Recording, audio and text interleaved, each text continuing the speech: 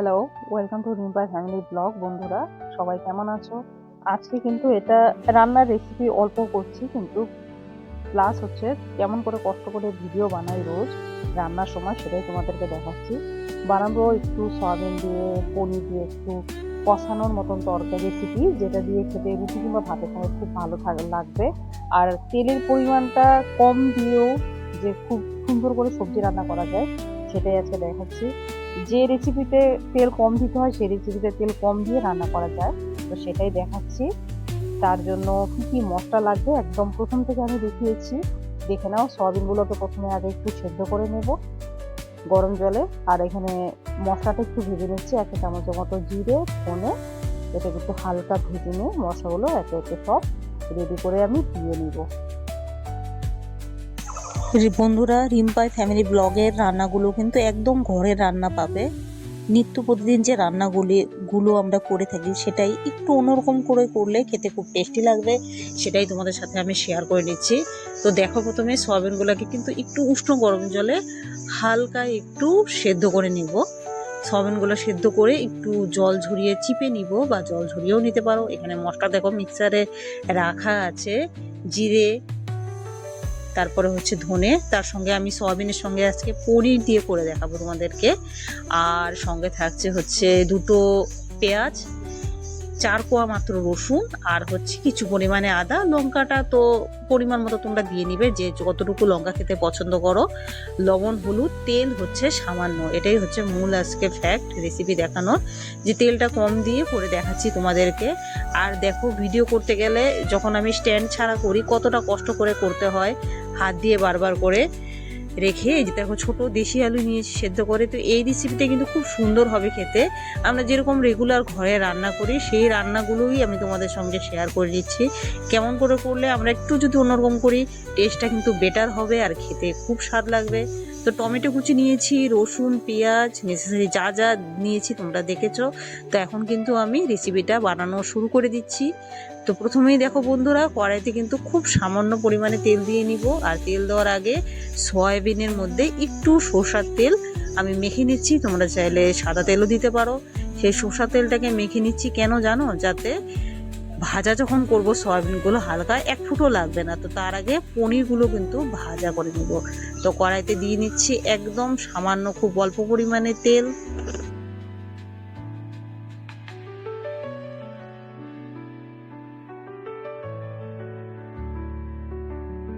তো তোমরা সবাই কেমন আছো? আশা করি ভালো আছো।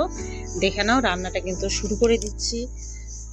ভিডিওগুলো যদি তোমাদের ভালো লেগে থাকে, একটি করে লাইক, কমেন্ট আর শেয়ার অবশ্যই করবে, তাহলে নেক্সট ভিডিও দেওয়ার আগ্রহটা আমার কিন্তু আরও বেড়ে যাবে, তোমাদের কাছাকাছি একদম পৌঁছানো। তো লাইক শেয়ার কিন্তু অবশ্যই করতে হবে বন্ধুরা। তো এই যে দেখো, মিক্সারে এখন কিন্তু আমি পেস্ট করে নিচ্ছি। কি পেস্ট করেছি দেখো, এখানে আদা, পেঁয়াজ, রসুন যা যা মশলা ছিল সব একবারে দিয়ে নিয়েছি। কড়াইতে দিয়েছি গরম করে তেল, আর তার মধ্যে দিয়ে নিলাম সয়াবিন। তো সয়াবিনটাই কিন্তু আমি হালকা একটু ভালো করে ভেজে নামিয়ে নিব, একদম অল্প তেলে ভেজে নামিয়ে নিব সয়াবিনটাকে।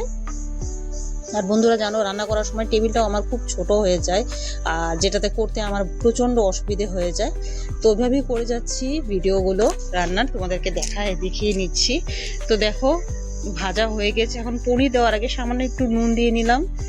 পনিরের মধ্যে লবণগুলো ঢুকতে একটু সুন্দর হবে আর ভালো, খেতেও ভালো লাগবে। তো পনিরটাকে কিন্তু হালকা ভেজে নেব, অতটা কড়া ভাজা আমি করবো না মোটেও। হালকা করে পনিরটাকে ভেজে নামিয়ে নিচ্ছি বাটিতে তুলে।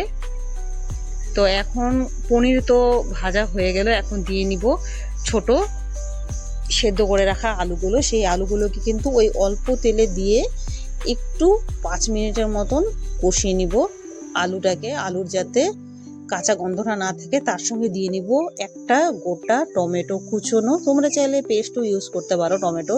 তো সেই কুচোনো টমেটোটাকে আমি কিন্তু দিয়ে একটু 5 মিনিটের মতন আবার ভাজা করব। যখন একটু হালকা লাল কালার হয়ে আসবে, তার মধ্যে দিয়ে নিব পরিমাণ মতো লবণ, আর দিয়ে নিব হলুদ গুঁড়ো। এটাকে ভালো করে ভেজে নেব এখন আমি আরও 5 মিনিটের মতন। হলুদ লবণ দিয়ে একটু ভাজা করলে কিন্তু সব থেকে বেশি ভালো হয়। তো ভাজাটা হয়ে গেলে কিন্তু আমি সয়াবিনগুলো আলুর সঙ্গে আমি দিয়ে নিব। তো এখন সয়াবিনটা কিন্তু আলুর সঙ্গে আমি সবগুলো মিশিয়ে নিচ্ছি ভালো করে দিয়ে নেওয়ার পরে এখন যে আমি মিক্সারে পেস্ট করেছিলাম জিরে, ধনে, লঙ্কা, পেঁয়াজ, রসুন, আদা, সেই পেস্টটাকে কিন্তু এখন আমি এর মধ্যে সম্পূর্ণভাবে মিশিয়ে নিব। খুব ভালো করে মিশিয়ে নিচ্ছি। মিশিয়ে এটাকে কিন্তু আমি কষিয়ে নিব ভালো করে। আর কোনো তেল কিন্তু আর ব্যবহার করব না। এখন দেখে নাও রান্নাটা, কোনো তেল কিন্তু লাগবে না এখন। এটাকে এখন আমি খুব ভালো করে মিশিয়ে নিব মশলাটাকে সয়াবিনের সঙ্গে আর আলুর সঙ্গে। এটাকে আরো নেড়ে নিব আমি 5 মিনিটের মতন একটু কষিয়ে নিচ্ছি। দেখে নাও 5 মিনিটের মতন কষানো হয়ে গেলে এই যে দেখতেই পাচ্ছ মশলাটা কিন্তু, টমেটোটা একদম কিন্তু গলে গিয়েছে। আর মশলাটাকে কষিয়ে নিচ্ছি কিন্তু কোনো তেল ছাড়া। তো এই দেখো পাশের ওভেনে গরম জল একটু বসিয়েছি, সেই গরম জলটাই আমি ব্যবহার করব সয়াবিনের মধ্যে। ঠান্ডা জলটা কিন্তু আমি দিচ্ছি না। মশলাগুলো কিন্তু কষে আসছে ভালো মতনে, তেল ছাড়া কিন্তু সবটাই ভালো হচ্ছে। ভালো করে কষিয়ে নিচ্ছি। যেহেতু সয়াবিনটাকে আগে ভেজে নিয়েছিলাম তাই তেলের পরিমাণটা কিন্তু কম লাগবে। এখন এই যে উষ্ণ গরম জলটা কিন্তু আমি সম্পূর্ণ ভালো করে দিয়ে নিচ্ছি সয়াবিনের মধ্যে। গরম জল দেওয়ার জন্য কিন্তু সয়াবিনটা খুব তাড়াতাড়ি ফুটে গেল আর আমার বেশি টাইম লাগলো না। ঠান্ডা জল দিলে কিন্তু অসুবিধে হতো। তার সঙ্গে আমি দিয়ে নিলাম ভেজে রাখা পনিরগুলোকে সয়াবিনের সঙ্গে। এটা কিন্তু একটু কষানো টাইপের হবে, মাখা মাখা গ্রেভি থাকবে, যা রুটি এবং ভাতের সঙ্গে একদম পারফেক্ট হবে খেতে। মনে করো ডাল রান্না করেছি কিন্তু ডালের সঙ্গে একটা কিছু সবজির দরকার, ভাজা দরকার। তো এই রেসিপিটাও কিন্তু তোমরা ট্রাই করতে পারো ডালের সঙ্গে, যেটা খুব ভালো লাগবে খেতে।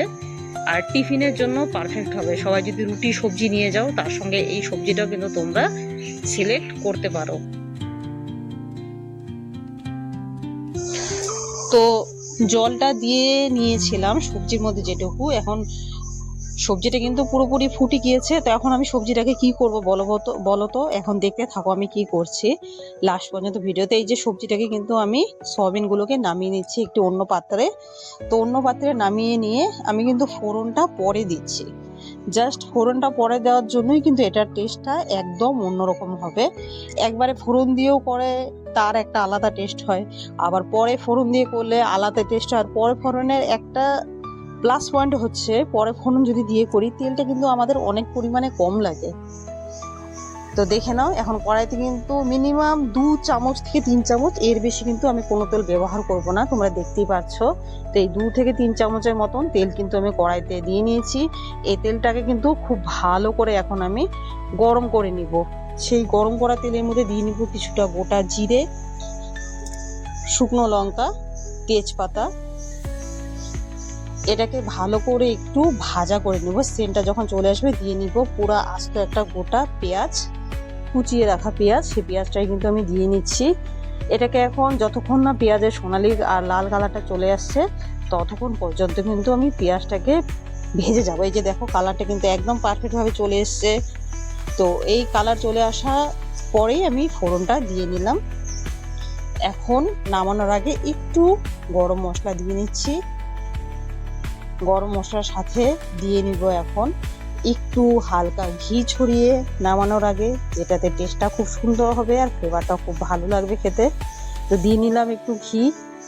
এখন কিন্তু একদম সম্পূর্ণ নামানোর জন্য রেডি হয়ে গিয়েছে সয়াবিনের এই রেসিপি। নামানোর সময় দেখবে সয়াবিনটা কিন্তু একদমই শুকনো লাগবে দেখতে। এই যে ঝোলটা দেখো অনেকটা, গ্রেভিটা কিন্তু খুব সুন্দর ঘন হয়ে এসছে। তো এটাকে কিন্তু এখন আমি নামিয়ে নিচ্ছি। তো বন্ধুরা রান্নাগুলো কেমন লাগছে কমেন্ট করে অবশ্যই জানাবে। আর ভিডিওগুলো দেখার পাশাপাশি অনুরোধ রইল একটু করে লাইক দেওয়ার, সাবস্ক্রাইব করার। আর আমার রেসিপিগুলো রান্নাগুলো তোমাদের কেমন লাগে কমেন্টে অবশ্যই তোমরা শেয়ার করবে। তো এই রেসিপিটা কিন্তু সয়াবিনের রেসিপিটা তোমরা ট্রাই করতে পারো। রুটি সবজির সঙ্গে জাস্ট জমে যাবে, আর কিছু লাগবে না। রুটির সঙ্গে মনে হয় সবচেয়ে বেশি ভালো লাগবে, আর ডাল সবজির সঙ্গেও ভালো লাগবে খেতে। তো রিম্পা ফ্যামিলি ব্লগের রান্নাগুলো দেখছো, তোমাদের কমেন্টগুলো অবশ্যই জানাবে। এই যে দেখো দেখতেও কিন্তু খুব ভালো হয়েছে, একদম গ্রেভি টাইপের হয়ে গিয়েছে। সয়াবিন আর পনির দিয়ে করলাম আজকে। তো রান্নাটা কেমন লাগে তোমরা কিন্তু অবশ্যই জানাইও। আর ভিডিওটি যদি রিম্পা ফ্যামিলি ব্লগের ভালো লেগে থাকে চ্যানেলটিকে অবশ্যই তোমরা লাইক সাবস্ক্রাইব করে নেবে। তো সবাই খুব ভালো থাকো, হ্যাপি থাকো, সুস্থ থাকো।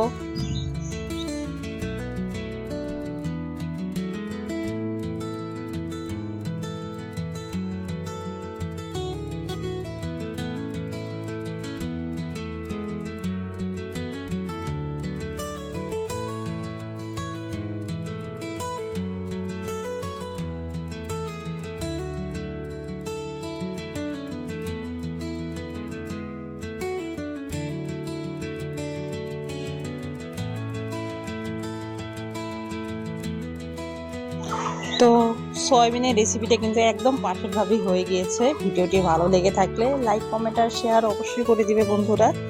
তো এরকম করে রেসিপি তোমরাও ট্রাই করতে পারো বাড়িতে। আর দেখছোই তো কেমন করে আমি করেছি ভিডিওগুলো, কেমন লেগেছে তোমাদের অবশ্যই আমাকে জানিও।